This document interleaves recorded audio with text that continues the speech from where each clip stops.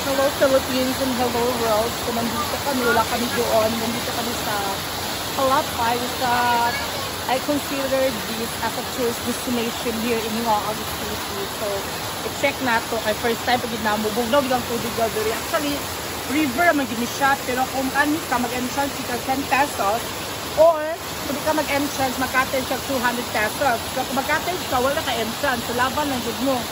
And then kung gana ka mang laban, wala pang laban. Pero iba naman, so you see that one? Diba? Wala po kadaning card para mga bata. Pwede ka magkakata, mag-amba ka. It's up to you. Luwang na ka. So, manito itong package mo sa kanila itong package.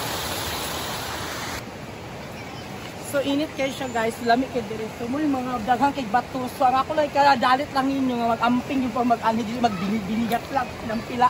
So, ito i-try kong ang tubig kung saan siya kabugnaw. Na-confirm. Bugnaw di siyang tubig. Sumani ko dito sa ay, hindi ko siya na nakalalom. Pero kung mag-ulan gid siya na murag strong gid siya, tamas kay strong sa kumbagta. Pero, try na to. Okay. So, muna siya guys. Di lang takutog kay ipakita na ko ang view sa Palapay. Ipakita siya, my dear.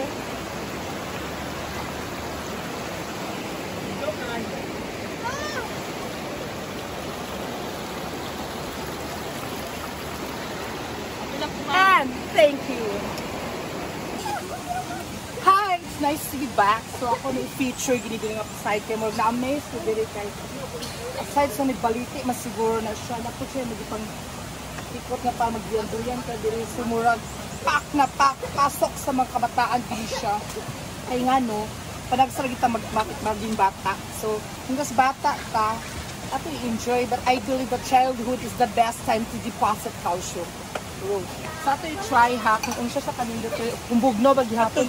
Amazing siya, no? Pero, ito ito nga.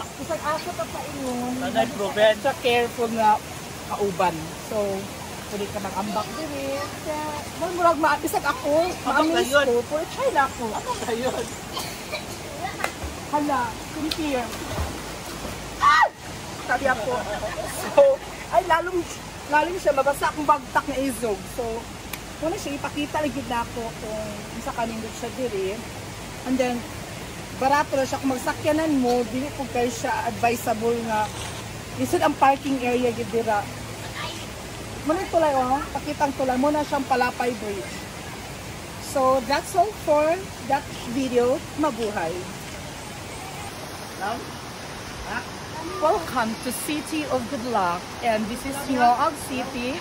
And of course, naragmi diri sa as what I have said kanina na this is I considered as a tourist destination here in Hiwaag. So, muna siyang Palapay.